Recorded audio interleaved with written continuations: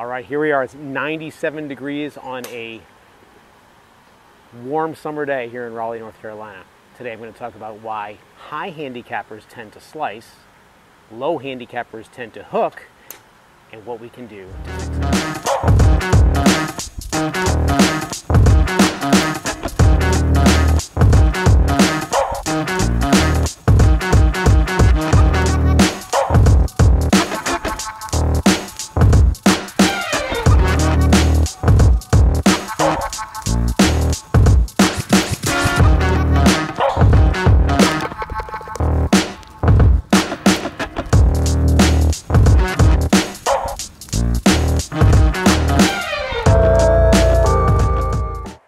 Okay, so let's talk about the slice first. So, boy, a lot of people come to us in a lot of pain, figurative pain, because they slice their driver. And what's happening is when they tee off with their driver, their club face it's open relative to the path they're swinging on. And you'll notice that I'm pretty obviously moving this club over to the left. So this is our target line right here.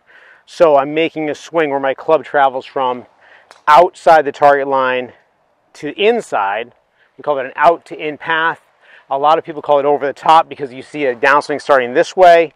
You tend to see this out to in path and then a club face that's open to the path and it hits a slice. So let's see if we can do that. Let's see if you can even notice what's going on here, okay?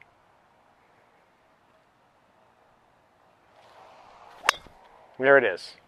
Big old slice. Hopefully the camera over there caught that.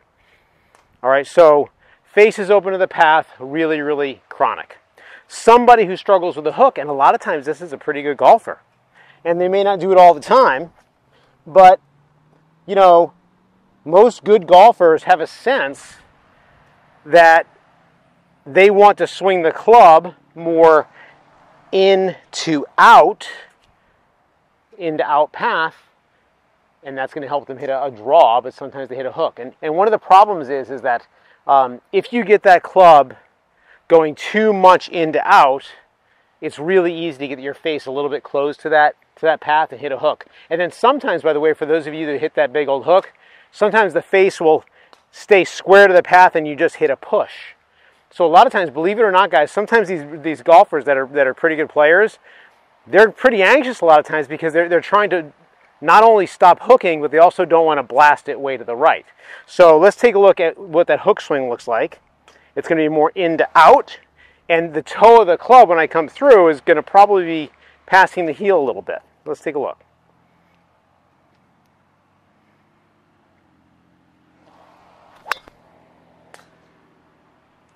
Not too terrible, but definitely a hook. Okay, so how do we fix this? And you know, I was going to do this video with my flight scope with the launch monitor and make it all technical and explain all this stuff, but I think, you know, most people don't have a flight scope or a TrackMan or something like that shows them the path and the face. Some of those newer launch monitors do that, but I want to try to make this a little more common sense. Okay, so to really get this right, though, I'm going to actually bump down to a 7-iron. So in order for me to fix my driver problem, or in order for you to fix your driver's problem, let's just try and work it out with a 7-iron. So let's just grab that club.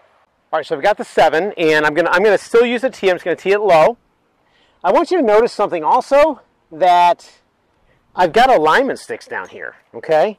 I cannot stress enough how very, very unlikely it is for people to figure out what's going on with their golf game if their alignment is bad. And most people that don't practice, meaning 99% of the people that don't practice with alignment aids, have bad alignment.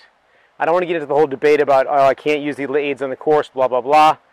If you practice with alignment sticks, you will develop better alignment. We'll leave it at that. So please put some sticks down. So I'm going to line up from the back, and I'm going to make sure that these sticks are parallel, which they are. Okay? So let's say I'm a slicer. I got this problem.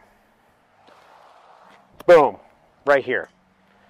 You know, number one, make sure your grip is a little on the stronger side. So when I look down on my left hand, my top hand, I can see 3 knuckles. On your bottom hand, Your palm is going to match up with your club face. Okay? The real big thing is get that top hand rotated here. That makes it possible for you to close the club face, makes it easier. All right? Now next, let's talk about this path thing, right? So when I'm swinging, I'm a slicer. When I'm swinging, or feel like I'm swinging at the target, I'm actually doing this, right? So I'm swinging as a right-handed golfer way left when I feel like I'm swinging straight. So I want to start off swinging the club noticeably out to the right. All right? Let's try that. Watch what's going to happen, because this may happen to you.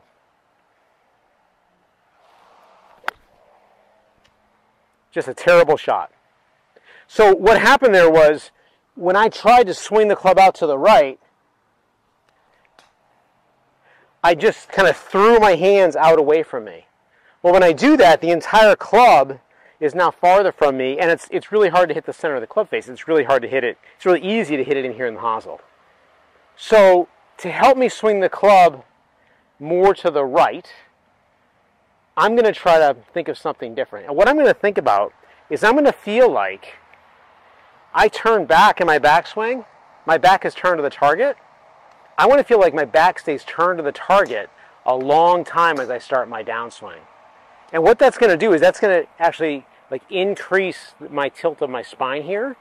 And when we start this way with our lower body first, see what the club wants to do?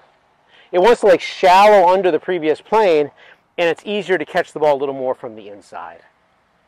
Okay? So I'm going to make a practice swing feeling that.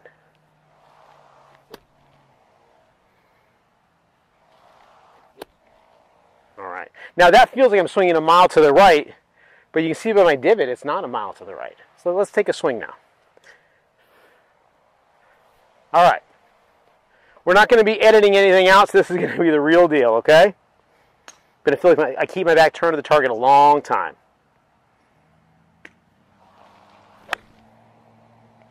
I didn't catch it super solid, but I got a nice little draw out of that. It ended up just a little bit left of the target. All right? The other thing that I'm going to think about here, for you slicers, is I'm going to think about what my club face is doing. So once I'm getting a feel for this, right, I'm going to start to feel as I come through, and this is why the grip is so important, I'm going to feel like the toe of the club is working past the heel, right? As I come through. All right, now, what I'm going to also try to do here, since when I feel like I'm trying to hit it straight, I slice it, I'm going to try to hit a massive hook, okay? So I'm going to try to get my club face really, really closed as I do this. Massive hook, here we go. There we go. Pretty big. So I've been playing this game a long, long time. If you haven't been playing a long, long time, you're not going to pick this up in 5 minutes, right? So you very well may, once you may get this part down, then when you start to work the face, you may swing way left, right? So it's hard to get both things at the same time. That's why it's a skill, and that's why you have to practice, all right? I hope that helps. I'll see you next time.